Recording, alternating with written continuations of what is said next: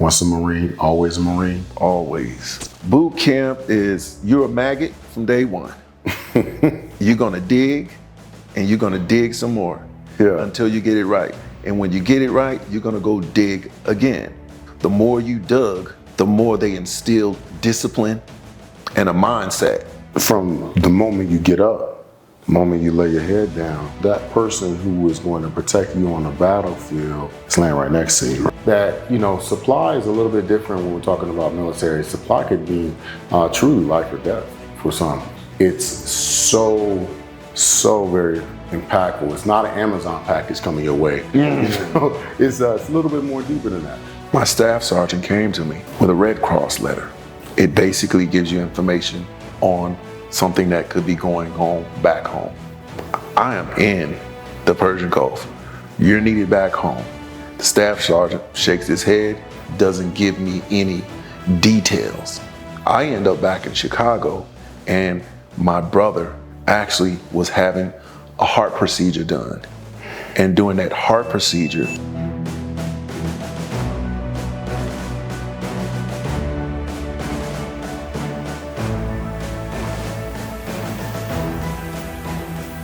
hello and welcome back to Veterans Voices.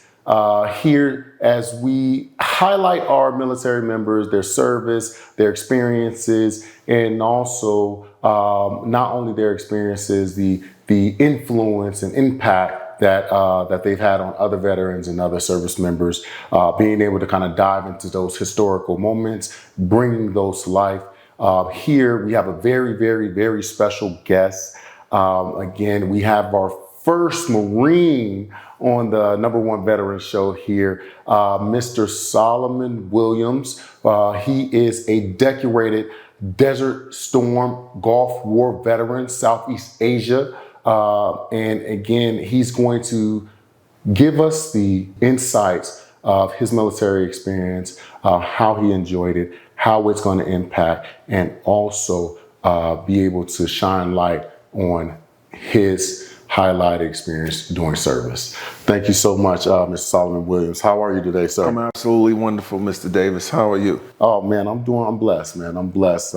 Really honored to be able to take this time to speak with you, where you can be able to share and give our audience a highlighted aspect in your military service. So we really thank you. And not only that, we're here to make sure that this is a safe space, and also to be able to provide your testimony and your experiences amongst the military.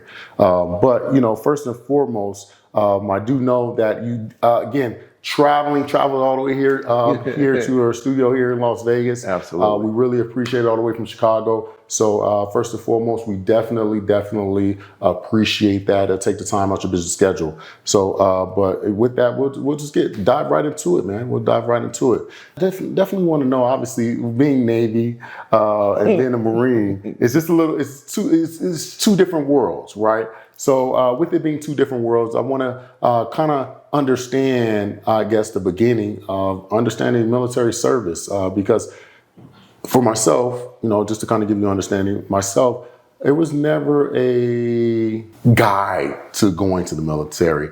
Was it something that you decided to kind of go upon and really take heed to yourself to join the military? Actually, that's a very good question, Ken. I had a lot of representation in my family growing up where I saw service members. Family members on my mother's side and my dad's side actually were enlisted in various services, from the Navy to the Army and Air Force. And as a young child, I witnessed them coming home on their deployments and maybe some of their operations or training. And just seeing that on a regular basis just painted a picture, painted a picture, and you saw those individuals as family, but in a different light, but not knowing their actual impact. Nice. Yeah. I'm sure, obviously when they come home, was there any type of transitional change that you've ever seen, kind of being, I guess a child at the time, growing up and growing up in Chicago, Illinois, being around this? Was there some type of, impact or change that you've seen amongst any of those people that came home for you? Actually, I'm going to tell you this candidly. my veteran family members, I could say there was one that came home and we had a little bit of scare with him. I was a young lad at the time, and it's actually one of my dad's first cousins. And he was a Vietnam War veteran. Prior to that, my only experience was with my grandfather explaining his stories and his naval experience. And his son, LeVan Murray Jr., actually was in the Navy. We would see the pictures, look at the wall, in adornment, not necessarily knowing what he went through and what he was coming home in his transition. In Chicago, early 70s, early 80s, it's a lot going on. Yeah. You're in grade school, junior high, depending on your age. You take things in differently, and I ain't gonna say we took it for granted, but we didn't look to it as the way we should have, knowing what I know now. So you're saying it was more of, let's say, a negative connotation on military, or was it more or less the developmental surroundings that was kind of influencing that? Great point. The developmental surroundings, I'm going to say, was the highlight because 70s, not to disclose age or anything, but in the 70s, there were certain things going on in certain communities. There may have been access in other arenas, but in these particular family environments, it was either, you go on the high road or the low road. And a lot of times when you have a strong family background, you had some guidance. And a lot of my family members were just nudged just enough with the family support to make those decisions and to go into the military versus taking the lower road. Nice. So, I mean, I guess, obviously you get the nudge, right? In joining. So we're here. So we're growing up as a child, getting to the point of high school, being obviously with your family. And before we get there, so again, what, if you can kind of give me a background understanding of your household. Okay. The influences that directly influenced you or kind of gave you your foundation. Sure. I came from a two-family household. I witnessed both grandparents on both sides and even some grandparents as a young child. So guidance was always there, whether you agreed with it or you didn't. And as we grew up, there was a level of respect. And when you acted out in a certain direction or otherwise, parents, relatives would lean on you a little bit. You may be good for this. You may be good for that. You shouldn't do this, or nod their head in appreciation, or, wave their hand and we're not doing that. And on that path, you get these little course corrections, and those were the nudges, and then seeing some family members come home from deployments and service training, and they faces lit up the family, and, we sit around, have big meals, and sit Indian style as kids and just listen to some of the stories of their training adventures. Oh, nice. So, it was mainly Navy background? Yes, it was Navy early on. And then in my teenage years, I had two cousins on my dad's side that went into the Army. Illustrious careers. Nice. Actually, one was a major. I believe the other was a staff sergeant. Retirees, double retirees. One actually lives in Vegas. The other lives in Virginia.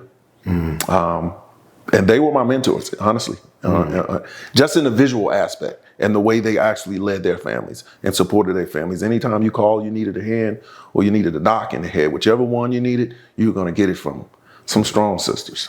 Nice. Being able to kind of give you that foundation, understand, bringing that Army stern training into the household, because obviously, there's so many different types of training when we're talking about military service and different jobs. But we obviously all know that the Army is a very physical, branch. So, but now I guess with that being said, transitioning to high school, growing up, kind of guiding, again, having those guiding lights, having your parents, and with that transition coming out of high school, what actually provided a nudge or decision to go to the military? That's a good question. Actually, I went to all boys Catholic high school. My mother paid for the tuition. She worked 2 jobs. My dad worked nights. I I asked my mother, hey, I'd like to go to this particular school. It was St. Joseph High School in Westchester at the time. And she buckled down, She paid for my education. Upon graduation, I went to the counselor. They said, hey, you got into this particular school. I got into Western Illinois University, and I spent 2 years there. Ended up on academic probation in the third semester. Okay. I was walking on the football team, got pulled into the coach's office. Coach said, son, your grades are first. You won't play here if you don't get your grades up. I went to summer school, got my grades up. Mom was on my heels. I am not paying for you to go to this institution and you're gonna come home with grades like this. I finished that summer semester, got my grades up, 2.7, 2.8, somewhere around there, and a light clicked. There was a lot of brothers at this particular university that were actually doing reserve through the Marine Corps at the same time and going to college. Just watching, folks on campus. That kind of stuck with me. I went home that next summer, and a friend of mine, he was intended on going to the Marines. He had flat feet, and he wore glasses. He says, hey, so, that was my nickname. You should think about going to the Marines. Okay. I ended up going to a recruiting station in a local area in the neighborhood in Melrose Park, sat down with a staff sergeant there, talked about some things, and I had a little bit of history with college as well as working history, which was logistics. He says, well, if you can take this ASVAB, this particular test, and you score in a certain direction, you can map out your career. I said, well, you know what? I'm trying to get out of my parents' household and my mother is on my behind about my grades. I would love to go to college, but I'm not really prepared. I don't have the discipline. I definitely don't want to be in school. I want to be an athlete first. And that's hence how I got to the Marine Corps. Knocked it out. So you're able to kind of, obviously, moms, being that disciplinarian, right? Obviously, paying for school and gotta make sure that everything is correct. So, but then at that point, that transition to go to the military was kind of almost influenced by not only, I guess, the background of family, Absolutely, but then your friends coming. Absolutely, I got it in two directions. Absolutely, in two directions. And then, like I said earlier, the light went off. And it's like, you know what? This ain't working. Try something else. Yeah. But let me ask you, how was with the recruiter? How was that experience? Because I think it's almost common when we're talking about the recruiter aspect. And sometimes it is one of the greatest experiences, and then sometimes it's the worst experience ever. They said, oh, you're lying, this, that, and the third. How was your experience? Honestly, my experience was excellent because I came in with at least enough understanding of my circumstances. Oh, great. And I talked to the gentleman, and he was very good at, annotating or highlighting my direction. And he said, well, which particular field would you like to go in? What's your experience in these areas? Are you afraid of X, Y, Z? I was stern. I said, no, I don't have a problem going. I'm ready to enlist right now. Oh. And it was 2 months later. I was at MCRD, Marine Corps Bootcamp, right there in Camp Pendleton, San Diego. Boots on the floor, like it's over with. Shit storm. Straight shit storm. Yeah. So hop on a flight, go to MEPS, get all situated, out of here. April Fool's Day, 1990. Yeah. Hey, I guess the recruiter the drill sergeant at that time probably popped off and say, hey, April Fools, but we're here in real life. Oh yeah, when you hit those yellow footsteps, man, your life is over with. Yeah. So when you touched down in MCRD, was there what was it again? If you could paint the picture for us. So you leaving for boot camp. Obviously, you had to fly at the time. When you got to actual San Diego, what was that like getting to MCRD? Extremely stressful. 5-hour flight. First thing in the morning, 4:30. You got to be at the center. They load you up on a bus, and it's a frenzy. And if you're not, you falling by flies. Like they falling off by flies because it's a shock. value. They're trying to get you in line with the program. And those that get in line, they get on the bus. And those don't, they go kicking and shaking and they out of there immediately. Oh yeah. Oh man. At least when I went in. Yeah. They didn't play with you, man. They didn't play with you. Did you have that moment of thought, like, man, I think I made a bad decision? You know what? My household always said, you know what? Don't quit. Don't quit nothing you start. My mother said, I don't care what you do. Just don't quit. Don't quit. Anything you start, finish it. That's incredible. That's incredible. Yeah, man. Well, I'll tell you, I didn't have such an inspirational time at when I got off again. Then we got there probably 3 o'clock in the morning, and we're all standing in line getting yelled at, and everybody's coming at us and said, "Man, I'll tell you right now, I probably made a bad decision." That's all I could think in my head. I was like, "Man, I think I made a bad decision." But I mean, during that time, you're young. You don't have any real life experience, so. My bad decision was, hey, anything that is not normacy and that's going to challenge me, that's when it became a bad decision automatically. That thought process, thinking about it in obviously retrospect. Right, absolutely. But yeah, so obviously, here boot camp, what is boot camp like for you? Boot camp is, you're a maggot from day one. You're going to dig and you're going to dig some more until you get it right. And when you get it right, you're going to go dig again. And that actually inspired me from a physical perspective, because that's where my challenges was when it came to, I guess, focusing on the classroom, because it was almost as a reward. The more you dug, the more they instilled discipline and a mindset. It obviously broke me down in a sense, and took some of the barriers that I had placed on myself because of prior education experience. I was always an above average student throughout school. I just got tired of schooling. I wanted a different approach that was more candid or, made for me. Even though it's a group environment, it's still a team environment. So that sport background helped me to create bonds and a better closeness and understanding while I'm in training. I always thought about that, man. I think sports are very synonymous with so many different occupations, not only occupations, but the military just in general, because like you said, they instill that team effort into you, and it's never about self, right? So, and we try to always instill with here on this platform here, we always make sure that when we are kind of highlighting and understanding, it's to serve, right? To serve our community, to serve our audience, to make sure that we're providing information, guidance, and support, right? So, but that's a great point when you talk about having that team background. It also gave you a component of comfort, right? Absolutely. You don't let the next man down with your performance. And it's always the low man on a totem pole. So whoever's the lowest, it instills you to push past your boundaries to help someone else along. Yeah. That's incredible. But I'll tell you, it's hard to help someone else along. We're on that 10-mile run.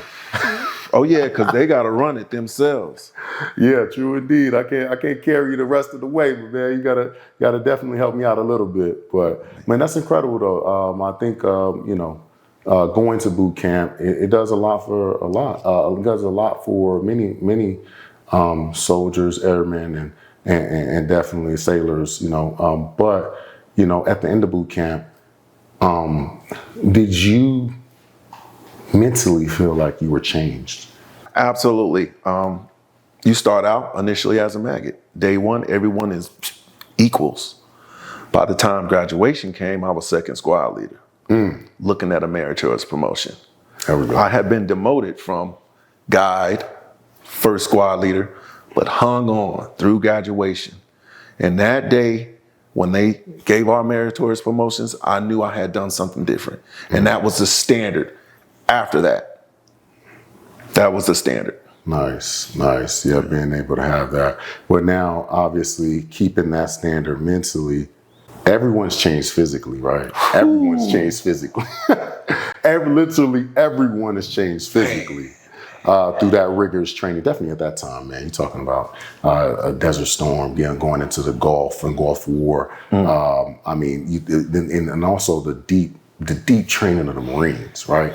We're not talking about, I don't want to down any other branch, but what they say, the Marines are, the few and far between. Few and far between, and every day a Marine is going to challenge you. It didn't matter if we were mopping the floor, who was going to swab the deck, who was going to do East Bay, West, or, when you got to clean up, they call it, and you got to get your squad in line. You got to move these beds on a certain alignment. You got to look down the line. It's a team effort, but at the same time, you find that perfection, and then there's something to celebrate. And after that celebration, training is not getting easier, but the components to succeed. And that's really what the Marines do.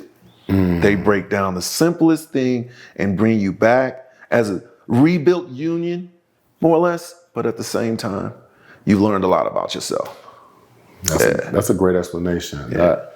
I've never thought about that, breaking it down, but then developing it where you can figure out the components of success in any fashion. Yep. That's excellent. Yeah, I can't, that's amazing. That's for sure amazing. But now, again, back mentally, there's a time, right?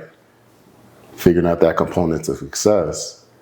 Many service members take leave, go back home. Did you take leave and go back home? I honestly didn't take leave.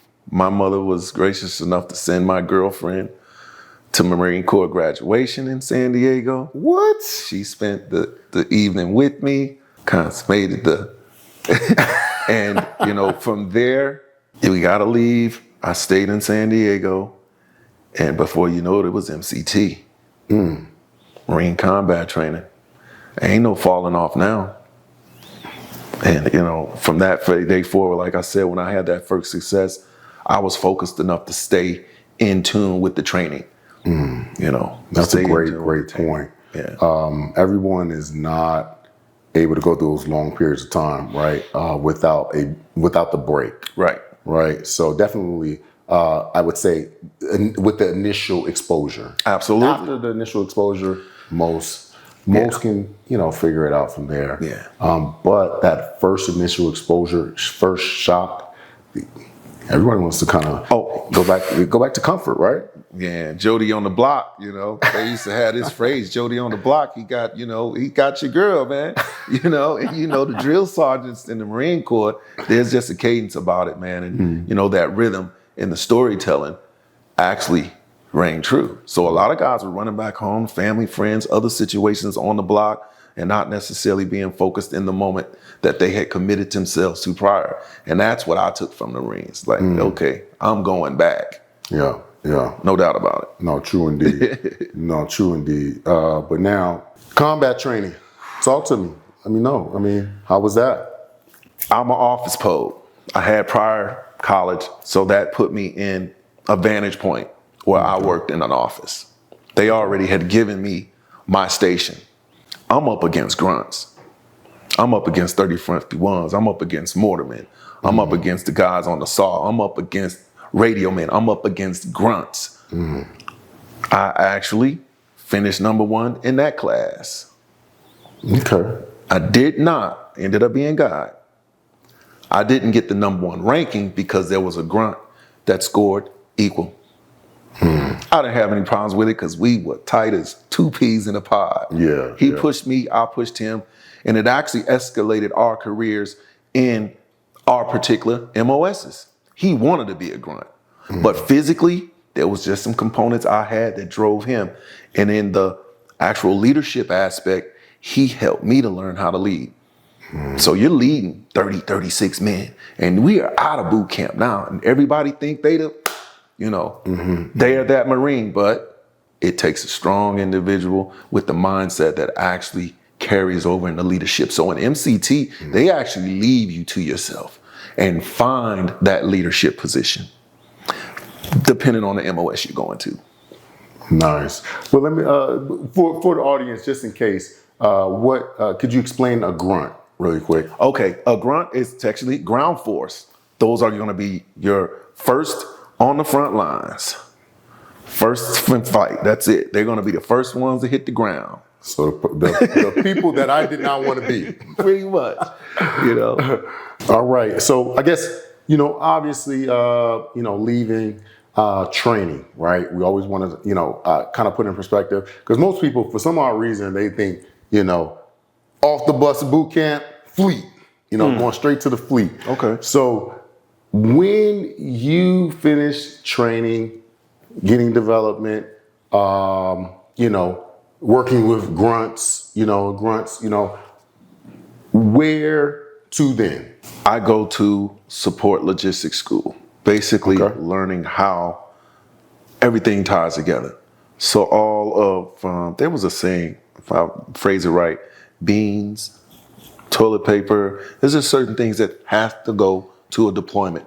And all of these particular commodities are actually moved through a warehousing system that the military mirrors off of the civilian world. So it's almost like a institute of higher learning, because they have that same need in the military. So a need for hospitals, a need for police force, a need for soldiers, a need for doctors, a need for, if you're a mortarman or radioman, all these roles are paramount in a unit. When you put these ground forces together and they need to have supplies, you're attached to actually moving those supplies. So having a background in logistics just automatically propelled me into logistics school in Albany, Georgia. Oh man, so you're going from obviously San Diego, another quick shift down south. Yeah.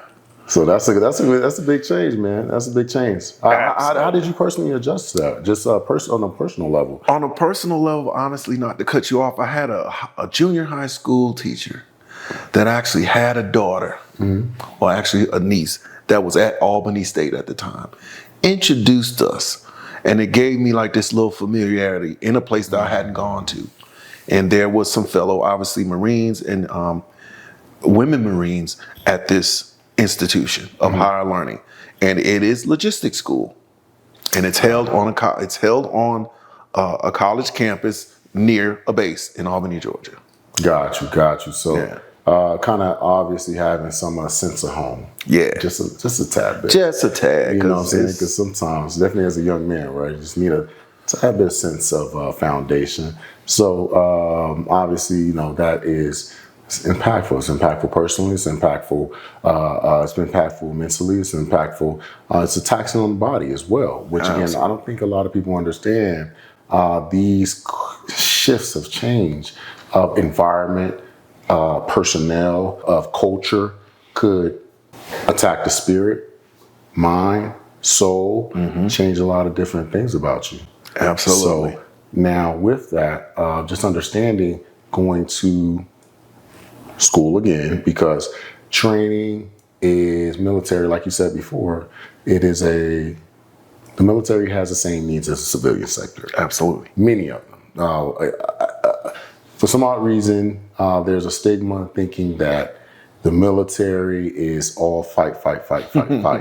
And it's not necessarily so. So now tell me about your training here. Well, basically, logistics school is a platform where they put you in competition with other members in the service that are vying for position. Based on your skill sets, your experience, your aptitude, and retention, this is how you get actually to particular bases where they have a need for, like they say, a recruiter that wants to pick you from this college background because they want your expertise. It's the same backdrop. Same exact backdrop.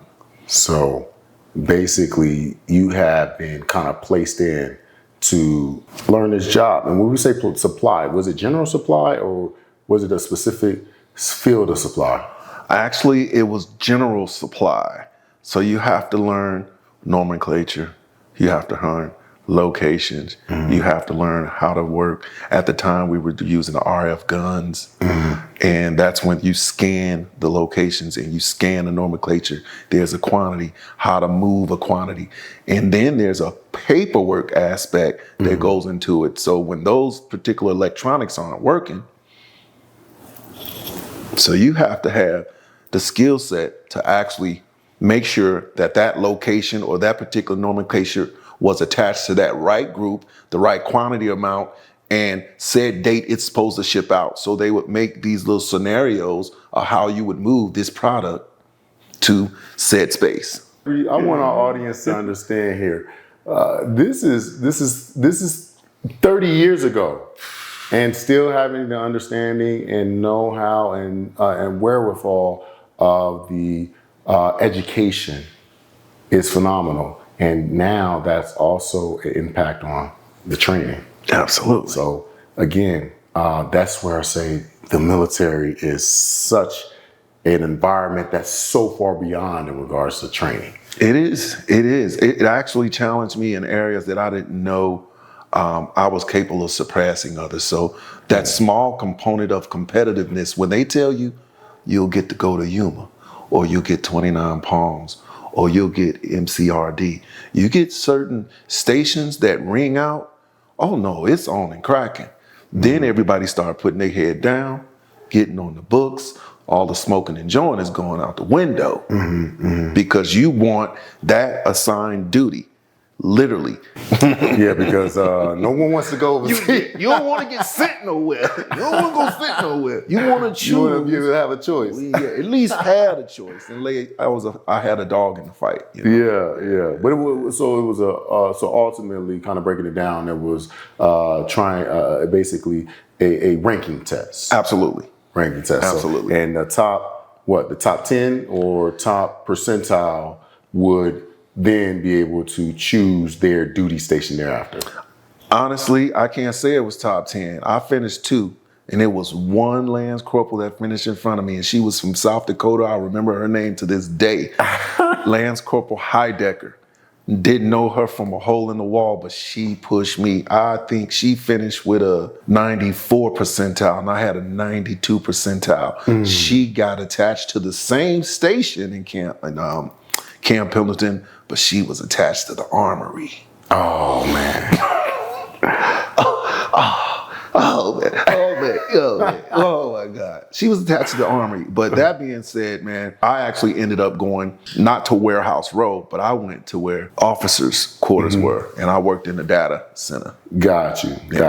All right, no, that's excellent, man. That's excellent. I can't, obviously being able to remember, the person that beat you out, that talked about the competitive and teamwork and also the competition level in the Marines. I'm not sure what it is at this moment. Again, we have so many different people that we talk to and interview that is currently active duty and not current active duty. But it just really shines a light on how the developmental stages is set boot camp and transitioning all the way to your school, right?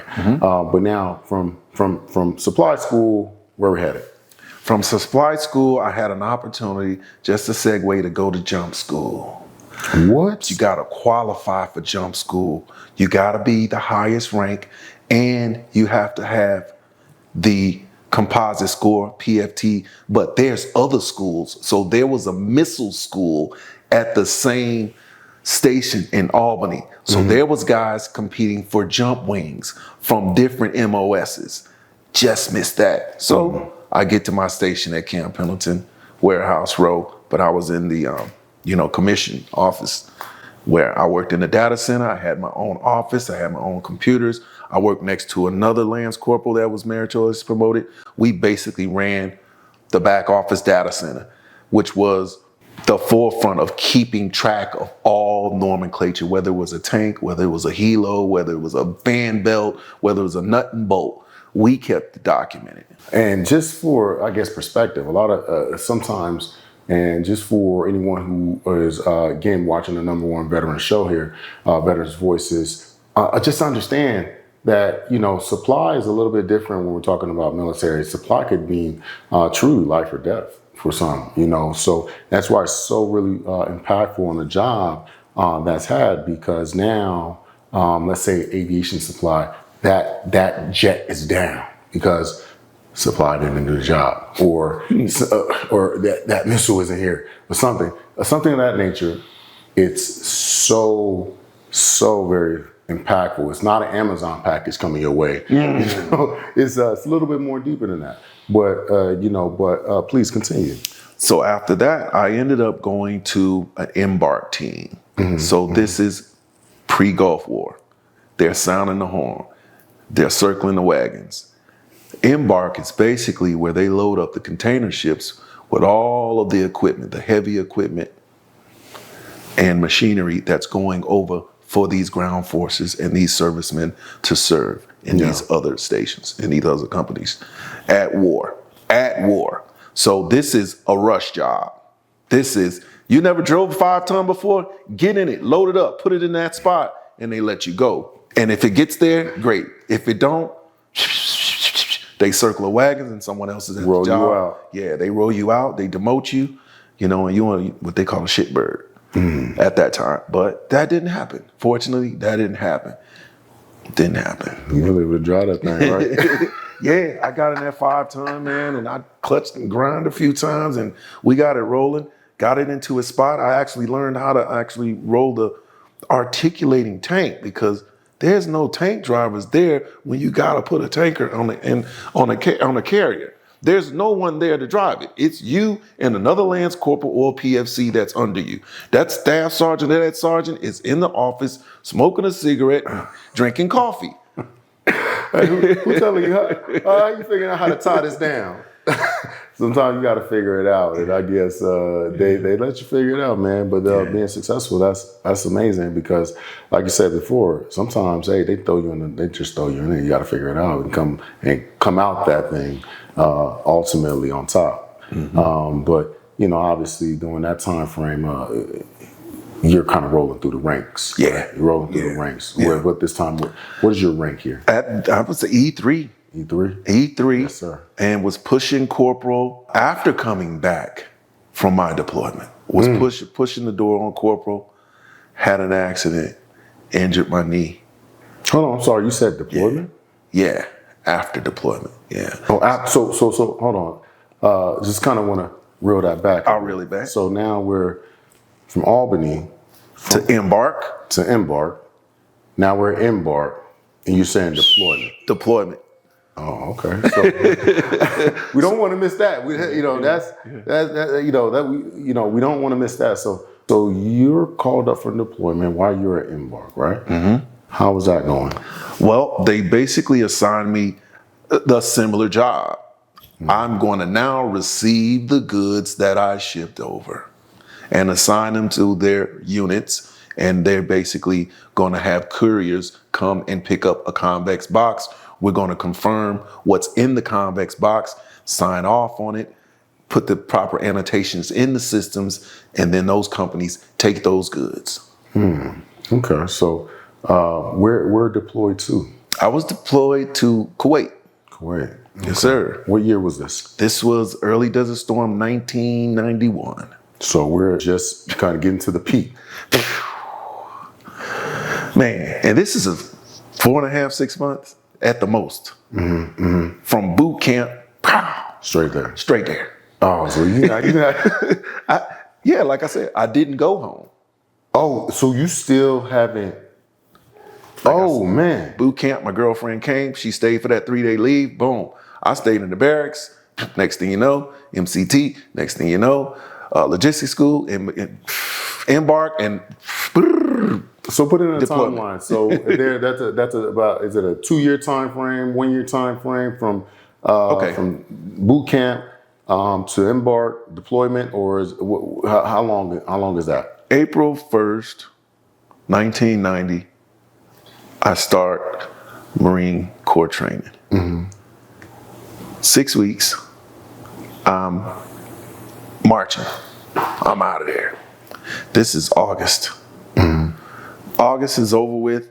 MCT is over with. That was 30 days literally of hell. That's where you're doing the rocket launches, you're low crawling, you're learning how to do the saw and how to, shoot an azimuth, all of those things. That 30 days is over. Next thing you know, you're meritoriously promoted. So now you're in high demand because they've already circled the wagons. Who's next up? Because we've already deployed certain units. Let's get these people replaced.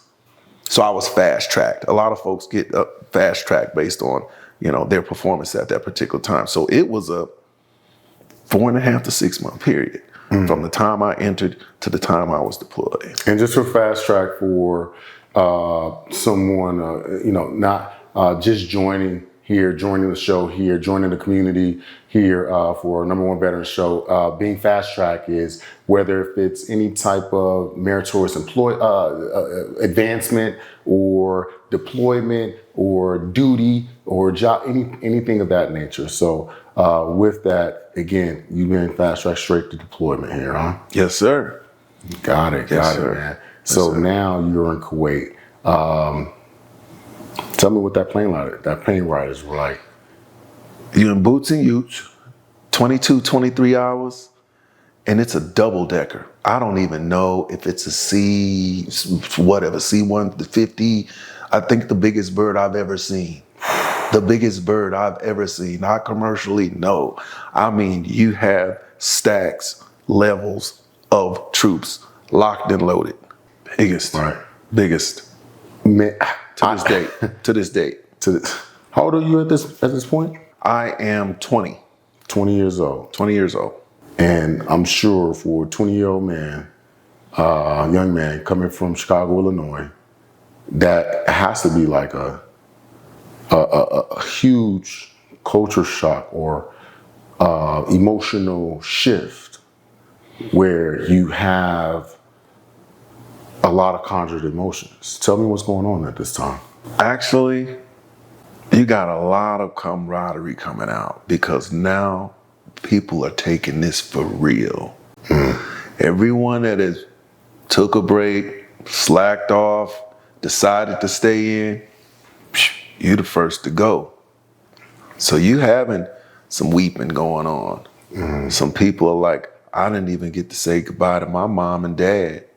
And you have all ranks. So they section it by rank and position. So on the lower levels, you got your E1s, E2s, E3s, E4s, and then staff sergeant starts all the way up. And then you got NCOs on other decks. And we're mixing in now because these are the units that you're going to be working with. This is the personnel that they're sending to help support you or help support that particular campaign. And I can, being a Navy veteran myself, I can, internally understand that camaraderie that you talk about, right? It's nothing like it. Nothing. It's nothing like it because I can be in a position of fear, but at least we're together, fearful, which that fear then turns to strength. Absolutely. Yeah. Again, those soldiers that were with you or those Marines, those men and women there, I'm sure that you guys band together, that you guys probably even still talk today. Absolutely. I can count on both my hands a group of gentlemen, fellow Marines and female Marines that actually we still correspond. We still actually have a ring of support in other arenas, even when it comes down to claims or when it comes down to, just being at a wedding or something of that nature. I have some brothers that I can still call and have a conversation because of that initial camaraderie going over to deployment. Yeah. It carries over. Yeah. I mean, because you talk about being in close quarters like that, man. From the moment you get up, the moment you lay your head down, you're that person who is going to protect you on the battlefield is laying right next to you. Right next to you. Yeah. Right So it's so You are traveling, going on deployment, building that camaraderie here on the flight. How long was the flight, by the way? I believe it was 22 to 23 hours. Whew, man. Non-stop. Non-stop. Sheesh. To Bahrain. Bam. The air base right there. First time I ever heard a sonic boom. Now the jets are landing. Pow! Boom! You look up like, what is going on here? Yeah. And you got your orders. You just got to get in line, follow your orders, get to your duty station, your specific role, and get ready to be an effective force with the training that they've instilled in you this last 6 months. They're expecting you to now perform in the field. It is no longer a training exercise. Now, I guess in your mind, did you ever think that you would actually be deployed? In all honesty, didn't think about it. Didn't think about it. There was no preconceived notions about war or wartime. You hear stories, World War vets, Vietnam vets, Korean War vets. A 20-year-old man at that age wasn't fazed by much physically, wasn't intimidated by much mentally, because now I've had the breaking down that we talked about earlier, and I also have the support systems around me with my NCOs and my staff NCOs. Do the job, Williams. Trying to just dig deep, bringing that thought process of not thinking about being deployed. It's very surprising. I'm sure it was just a total shocker. Speaking with many veterans, that transition is such a instantaneous war mode. Yeah. But you already trained for it. Not even knowing what you're preparing for ultimately. You see the stuff on TV, talking about real life. Right. So you're here, airfield, in line, getting ready to get your orders. How's that going? Orders are going great. I get to meet my staff NCO, who's basically running the debark at this point. So now all of the things that have been shipped over are coming over on container ships in the Persian Gulf. And it's just a huge, massive, I don't know how many football fields wide, because obviously these container ships are massive. They're using off-board cranes to lower them onto flatbed trucks, and then we take a heavy equipment machine we used to call a ratch. I don't know if I remember what ratch the acronym was, but it was basically, it could pick up 60,000 pounds.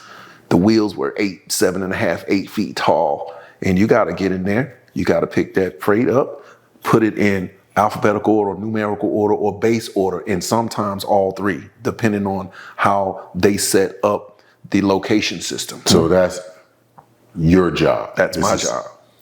You're in this heavy machinery, crane, what have you, directing work. Sleep schedule, what is like working schedule? 12 on, 12 off. 12 on, 12 off. Straight through. 12 on, 12 off. And it was a 4-man crew, and then it was like a staggered rotation. So if you weren't on duty, you were off duty, you did your 48 hours, and then you did a sentry post. So you're basically securing the other areas, not necessarily working in the office. Basically, and for just kind of breaking it down, right? Sentry post, being able to stand watch, right? Making sure there's nothing going on, securing the perimeter. There's no threats in the area at all times. At this time, even with cameras, you still standing watch, Yeah, you're a full-fledged Marine at that point. All the way. Because you locked and loaded. Time you hit in country, I told you, we hit the C-130, whatever it was, and that was it. That was the last thing they gave us. And then our orders, once we hit the ground, you are a Marine all day. So I just want to make sure we get in locality, right? Bahrain orders originally debark Right. to Kuwait. Right. Now, you're full-fledged, we're going. We're gone. All right. So now I guess at this point in time, do you feel prepared to take on that job that you were provided? Honestly, in all actuality, I was 1,000% prepared. I believe the military at that particular time, the training, the leadership, and just the mindset that I had, I was prepared to walk through a wall if need be. Yeah. Yes, sir. No, that's great. Yes, sir. I think many, many, many young men and women felt like they could do anything for that unit, that team, that division. But as we're older, I don't know if I was prepared to go on deployment, as a 20-year-old young man, going through so many different types of transitions in life. Absolutely. Relationships, mental capability, toughness, and so on, right? But now you're in war. You have no other choice. So I think, one thing the military does is grows you. Absolutely. Now, feeling that preparedness, what's going on? You're 12 on, 12 off. Give me your day-to-day. Understandably, you are in a hazardous duty area, with a hostile environment where I'm sure fear of death could transpire. But you feeling prepared as a young man, I'm sure that is not a huge forward thought process. But now, what's going on your day-to-day? Well, my day-to-day at this particular time, the oil fields were on fire. We were battling clouds of smoke. We were battling with the locals, the Saudis, actually trying to ascertain different nomenclature, different products that was coming off container ships. And we were also combating folks going AWOL, service members going AWOL.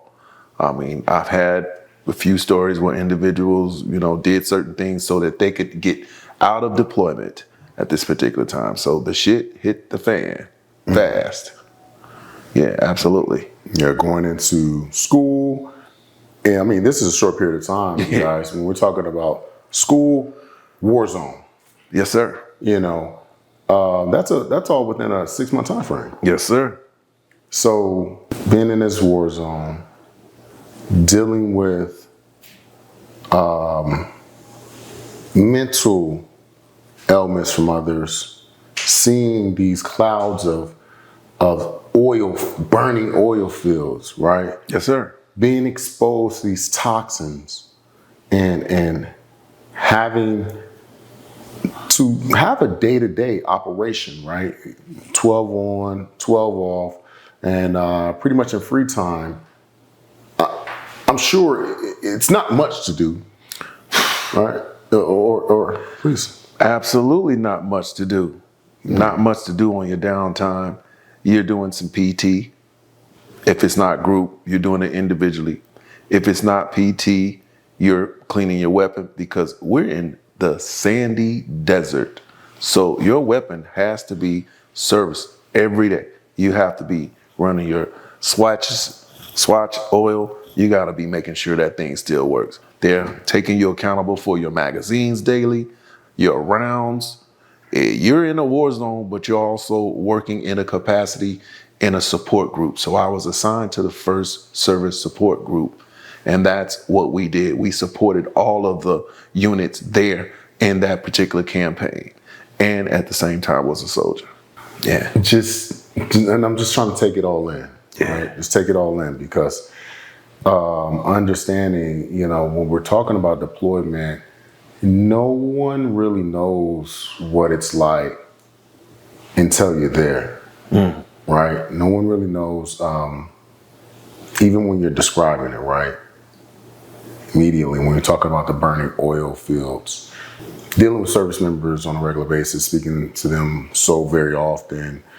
There's even legislation now in relation to the PACT Act to support Gulf War service members being exposed to this, because these are toxins that you're inhaling daily, burning. Go. Hey, we have to get rid of this trash. Where we take it? Burn it. Burn it. No. But now with that, are you dealing with hostile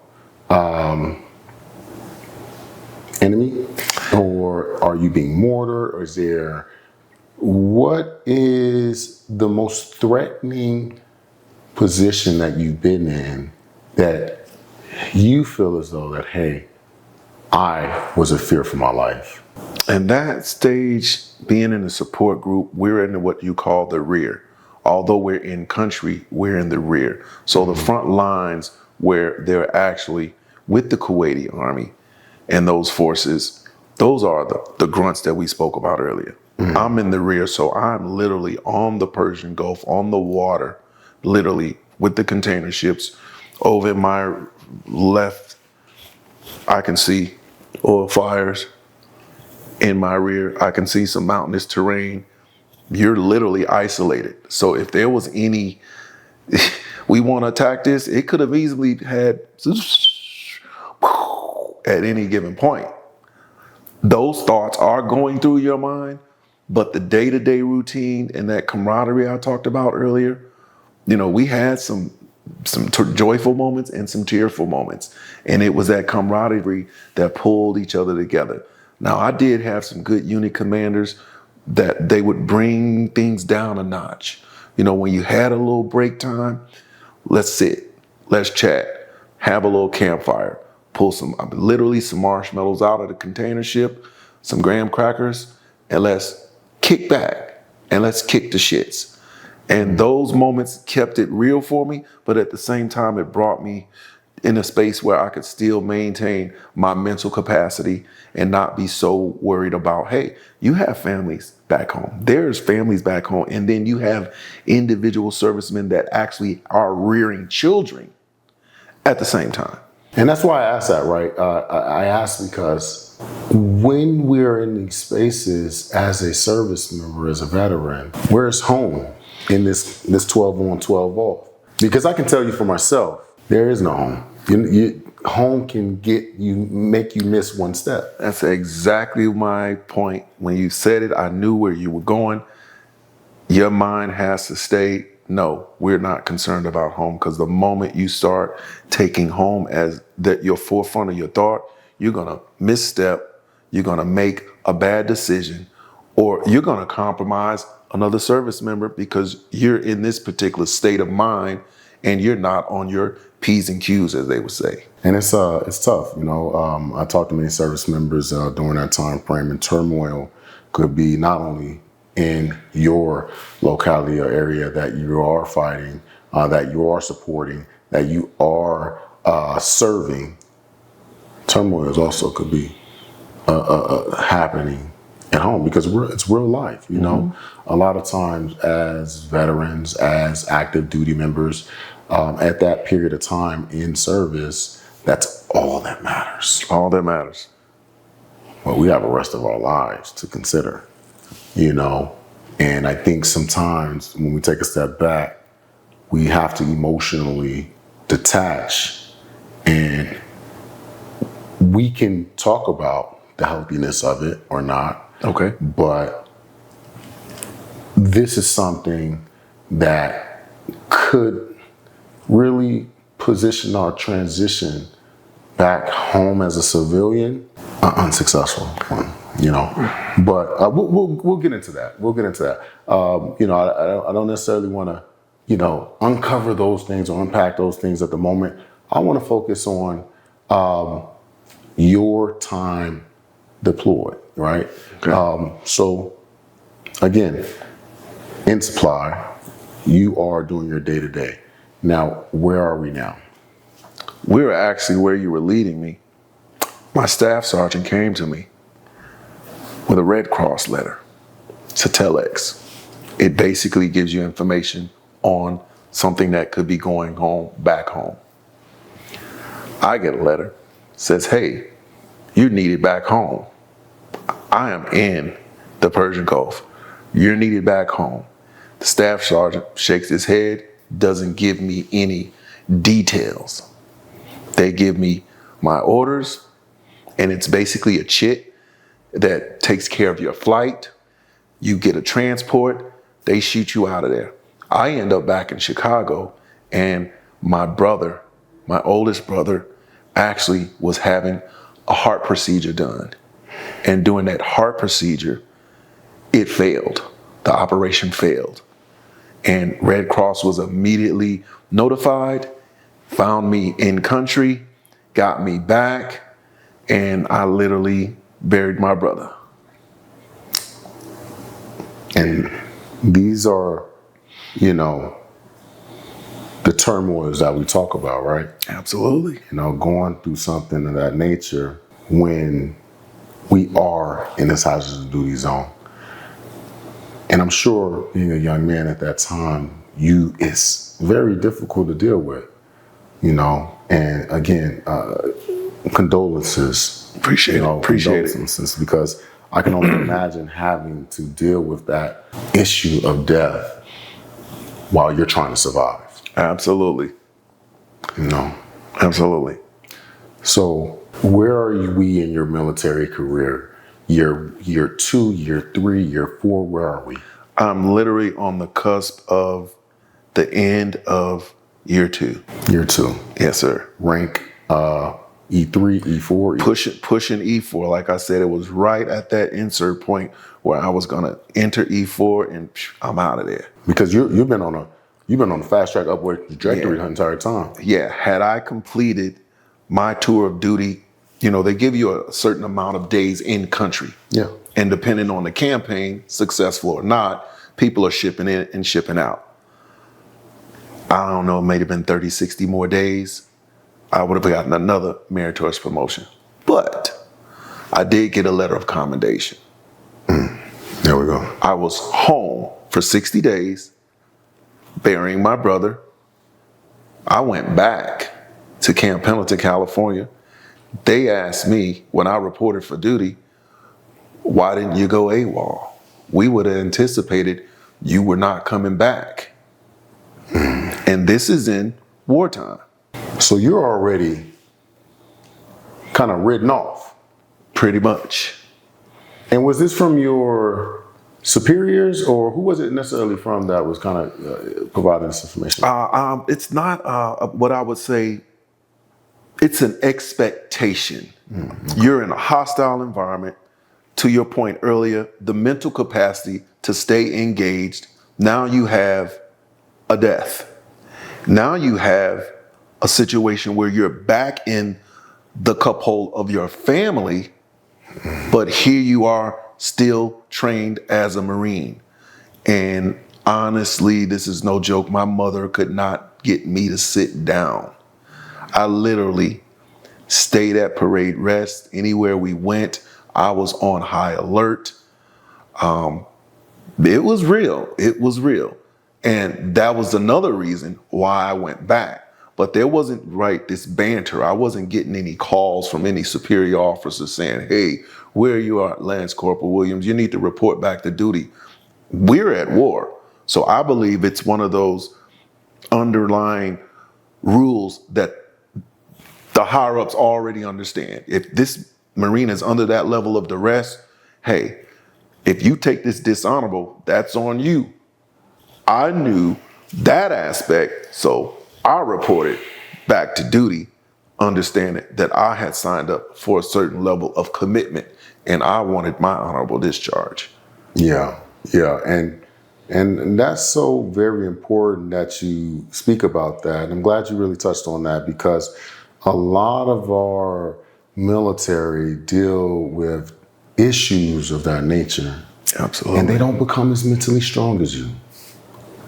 And you're in wartime in the comforts of your home. Oh, man. Right? But now, not becoming mentally strong as you, they never come back. And now they're dealing with the dishonorable discharge, other than honorable discharge of misconduct, AWOL. And now The government must recognize that, because we talk about having the emotional toughness, stability, and also the wherewithal of understanding where you are in life. It could be a daunting one. So Absolutely. when we're talking about that, there is and it's for anyone out there. Again, we're very cognizant of mental elements and situations that could drive you to become AWOL or become unstable, right? And have you out of character. And with that, there's laws in place now to be able to assist in transitioning your actual discharge. So that doesn't represent you because you have actually gotten through it. So now you're back here at the day-to-day. How are you doing? Honestly, I was doing the job. I wasn't outside of myself. So to the point, when I'm back at home, I could have easily went on the block, smoked and joked. I could have picked up this, picked up that, and just left it and teetered. I didn't. So when I got back to Camp Pendleton, I get to my duty station. They pick up the phone. They call my staff sergeant, say, "Hey, Lance Corporal Williams is reported for duty." It's an uproar. Willie Will, you get a nickname. So it's my last name, and that's a moniker. Everyone's got a moniker. Willie Will, you back, man. We didn't think you were coming back, bro. What you doing back here? Now, mind you, in that instant, you hearing all the stories of the guys that did go home that ended up getting rank pulled. You come back immediately on a piss test. The first thing they do is tell you to go pee. You go pee. You got something in your system. They taking some rank. They taking some money. Or that's it. I was going to say, if you're lucky, right? Yeah. And if somebody's covering your ass, they'll give you a chance, but you're going to get this added duty. So there was a lot of Marines at that particular time. I think they softened the blow because they knew the duress of war. People went to substances and people went to maybe other activities to help soothe them. So there was a handful of Marines that needed that little coddling, and it was up to those NCOs and staff NCOs to give them that extra duty so they could get back in line and finish out their commitment to the United States Marine Corps. And I'll tell you right now, you're lucky if you had leadership that helped you out of that nature, because it doesn't happen very often. And if you're able to kind of get through that when it's popping on a test, your leadership is very big while you're actually on your duty stations. And I learned that those relationships, actually, those are the people that are voting for you, pulling for you, rooting for you, and pulling those strings to say, I'll take them under my wing. So I got pulled in under a wing of another staff NCO. So I go to the warehouse row.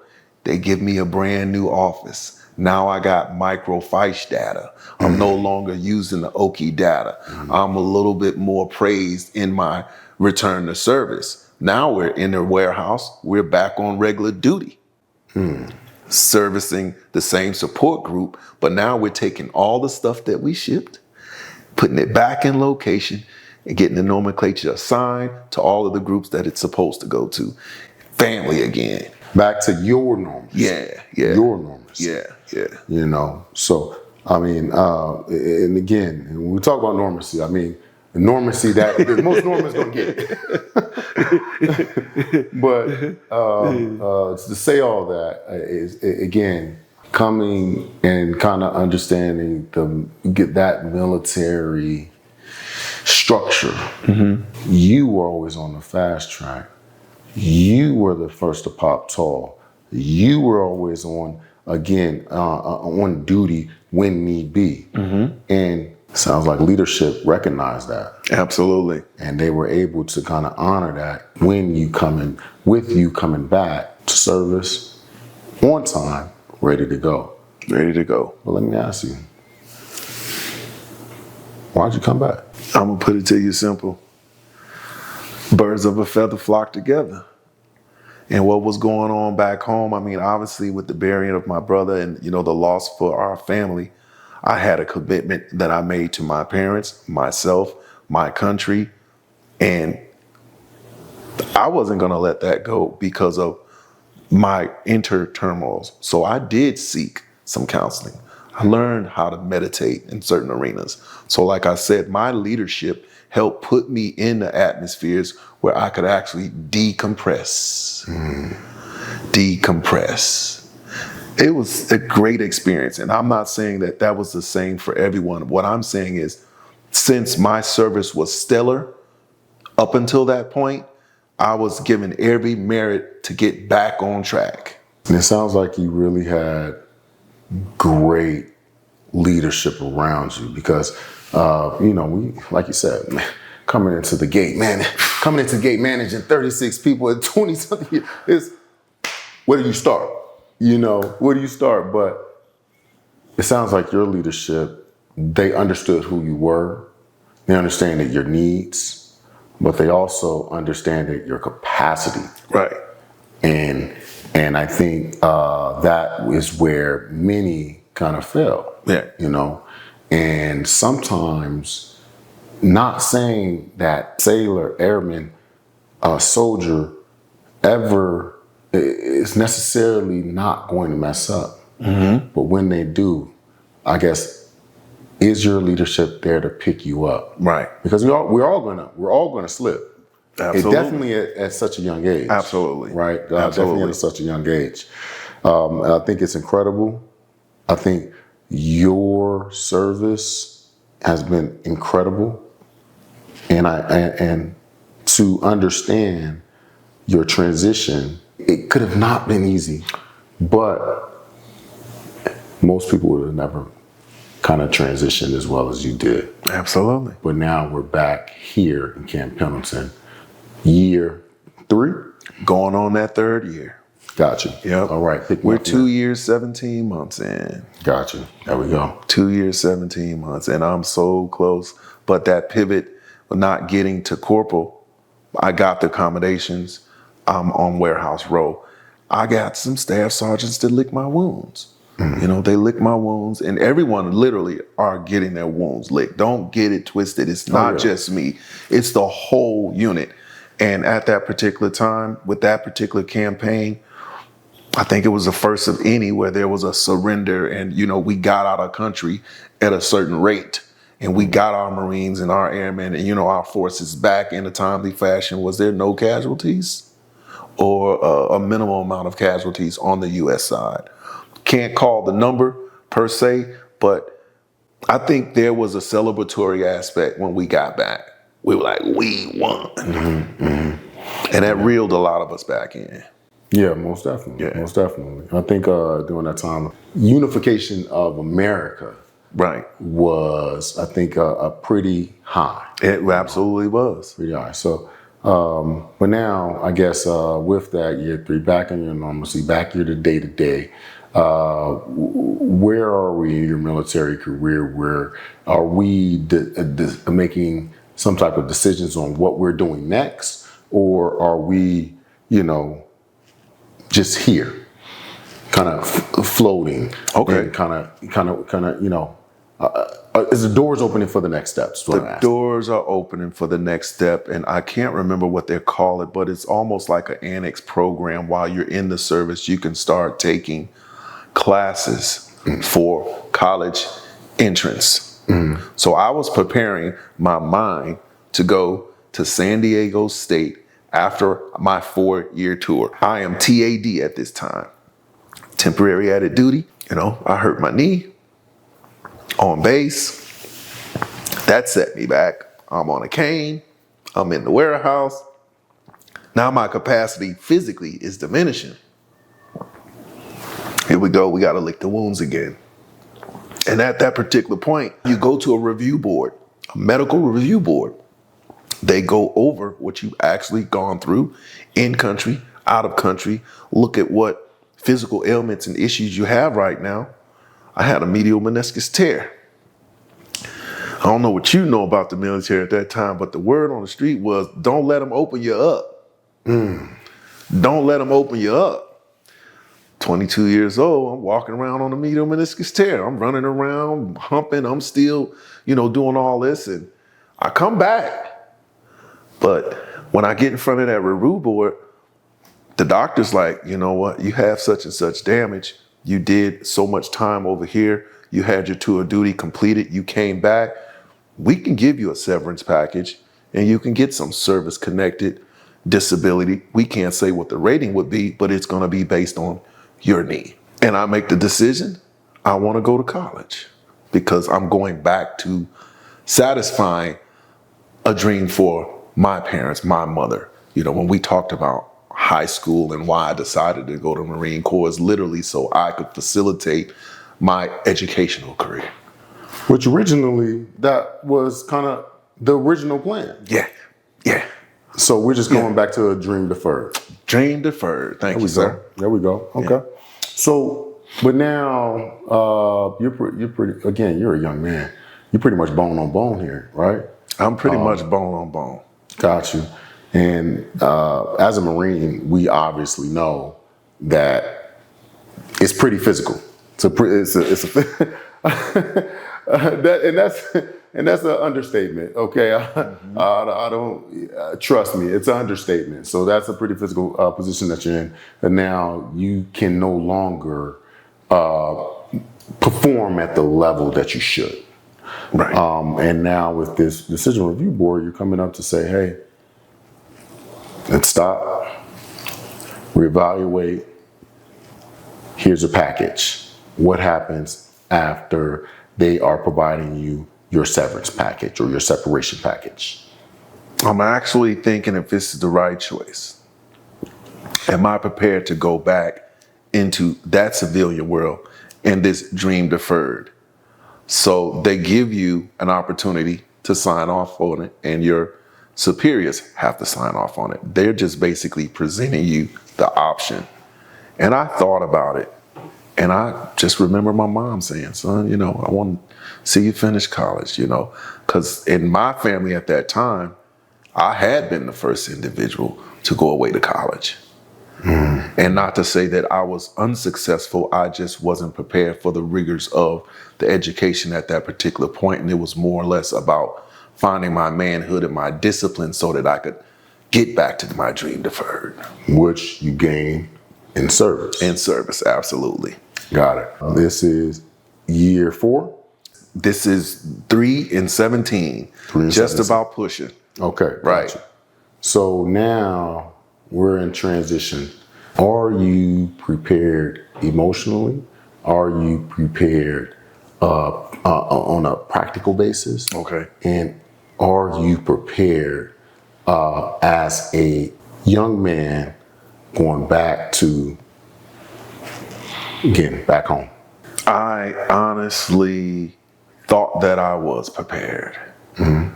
But upon my exit, there is no de-escalation or diminishing level of mental health. Physically, what my body's going through, like I can't do the humps. You don't want to be called unsat. You don't want to be on what they would consider you skating. You doing a skate. You just got a little lame job. Basically, that's what we call on the streets. You a lame. You ain't doing nothing out here. Okay, so at that particular point, I had not an epiphany, but it was like, ooh, I'm teetering. So if I take this package, I'm not knowing that I'm not prepared mentally to go back into the civilian world because we've Bootcamp, MCT, logistics school, in war, accident, boom. Now you're back in the real world, and now you have to actually try to facilitate your entrance back into the real world because it's like Scott Zoo. Frankly, they did a good job at allowing me the opportunity to return home with the severance package, and they supported me with, I believe at that time, 36 months of unemployment insurance because of the amount of time that I had served in honorably discharged. Hey, you did okay, Mr. Williams. Go ahead on, go to college. We'll give you 36 months of unemployment. I'm like, you know what? That was an incentive, and I'm out of there. That was the nail in the coffin for me.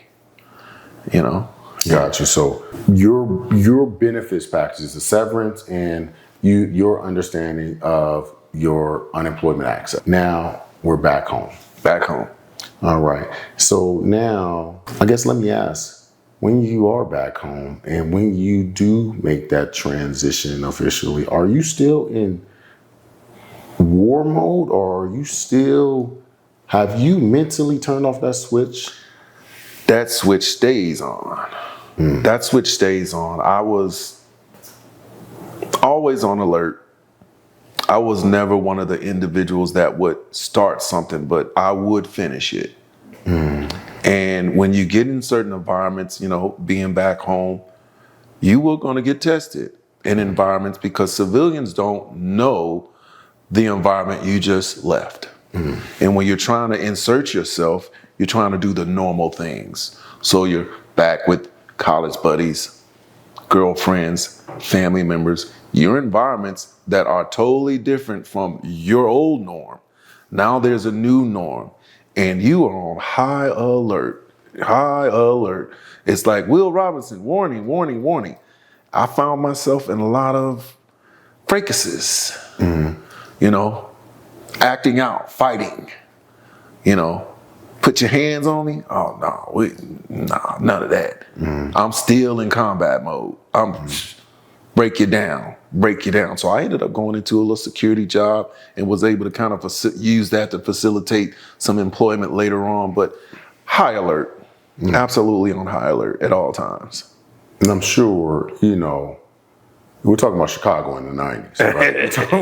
Yes. We're talking about Chicago in the 90s, And when you're talking about going through the history and the prominence and just so many different things happening, the Bulls are at the top right now. Yeah, so it's 94, 95. So as a young man during that time frame, even historically, we talk about violence and crime and different things in that time frame. You transition home, you're still a wartime Marine. No one knows. No. And you are still in shock. I'm sure you're still coming down from that initial transition that you went into. Absolutely. And I'm sure, and I don't think anyone forgets that moment that you step in country and that moment you leave. Right. Right. The vision of oil fields, burning different things, it's impinging. Right. So you coming back to the civilian sector, how do you figure out your normacy?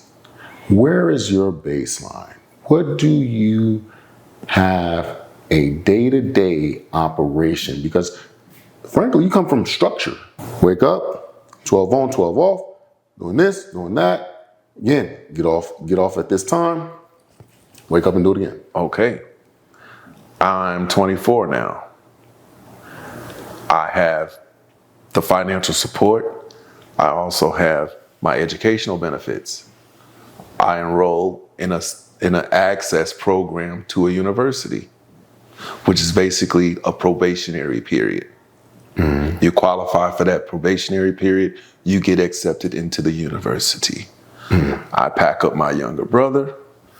My dad gives us a bucket, beautiful car, by the way, and we head on up to Western Michigan University to start our endeavors in higher education. Gotcha. And, higher education, I think everyone, well, not everyone, I would say a lot of service members make that transition. They're automatic. That's the out. Going to college, going to school. Yep. But you came in it saying, I was already going to school. That was already where I positioned myself. Right. So now, how is that college life when you actually get there? As again, mind you, still a service member. You're still got Marine. 2 more years left on my, I got 2 more years left. Yeah. on that involuntary service, right? That last 2 years. So I can't get in no trouble. You know, I can't be in no scathes with the law, none of that, because that's going to be attached to my access to benefits. I can't get no felonies. And we are in the mid 90s, 94, 95, 96. It was hot outside, even on college campuses. In different regions of the United States, people still trying to vie for a buck.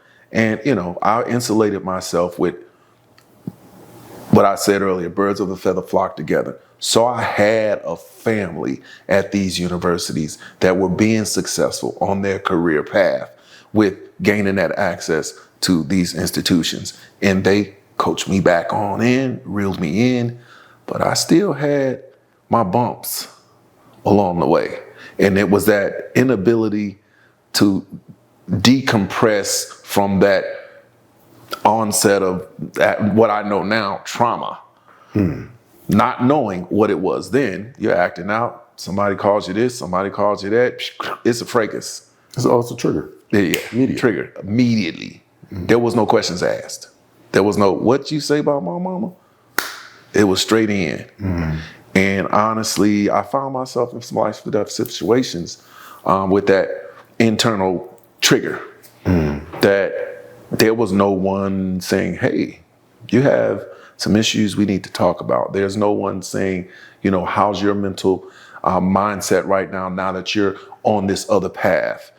And it was tough. It absolutely was tough. But now, where is the support, right? We have obviously that family support, but now, where are you seeking support? I'm going back to what I know, and that's competing. And it didn't matter what it was, we competed at it. If it was getting girls, if it was partying the hardest, if it was running the fastest, if it was knocking people out the hardest, I went back to competing, but I found some positive reinforcement. So I ended up, my brother started attempting to run track and just kind of mentoring him. And I was still de-escalating and not really knowing that I was de-escalating, but to have my hands on someone else's journey kept me on that fine line, on that fine line, because that protective mode was still there, but I also didn't want to jeopardize the future. True indeed, but also, right, going back to your NCOs and looked out for you, your leadership, and got to pass it down. Yes, sir. So it's instilled in you at this point. At this point. And that's incredible. And I say that to say because there's so many veterans, that do not have that support, right? Or find something to hang on in that fine line. Because, like you said, it's a fine line. Most slip. And you were able to hang on, and it's always so much. There's so much at the end of the tunnel when you hang on, right? Absolutely. But going through that transition, I don't think having the correct support, right? Everyone's friends aren't the best. Everyone's family aren't the best. So having that transition, because getting reacclimated in the civilian sector is, I would say almost, and as a Marine, could be one of the most hardest things ever. It could be one of the most toughest transitions ever. Yeah. How are you transitioning? Not on your day-to-day, but your internal spirit, your internal emotional self. Where is that? What is that doing? It's on the burner. It's on the back burner. It's not getting the attention that it matters at that particular time, because I'm trained to be on task, staying on task, regardless of what other obstacles, those become paramount. and at the same time you're diminishing these other aspects, and you're not necessarily paying attention to that. It's coming out in other arenas where people are not necessarily noticing it because they're not from that background. I'm walking around on campus in boots and utes.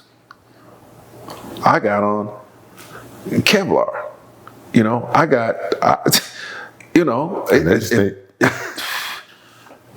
it's laughable, but that was the mindset. So I was still attached, but there was no outlet that I knew of that I could reach out and say, I'm having some internal battles with this transition. And at the same time, I'm still trying to focus on this next phase in my life. And, entering into college and looking for further in my career. I actually pinned my nose to the ground. I got into class. I started doing well in classes, but that was that competition aspect. It wasn't the mental support that I needed or that disengagement from military service. Those traumas still live. They're still in me. They still exist. It's not a matter of when they go or how they go. It's how you manage. And when you learn your triggers, then you become more adept of managing yourself in this civilian world. Because once a Marine, always a Marine. I say, as a fellow service member, as a fellow veteran, I honor you, your inspiration. Your service will never be forgotten. And I thank you for being able to share your story. I don't think how many people understand how difficult this is to be able to relive some aspects of buried life to reconfront. Absolutely. So, with that being said, I thank you. You're welcome. Our audience thanks you. You're welcome. And like you said, once a Marine, always a Marine. Always. Thank you so much. Thank you, Mr. Davis. You're welcome. And with that, as Veterans Voices, continue to tune in to the #1 veteran show. And we're going to continue to inspire, develop, grow, and enrich your service. Thank you so much.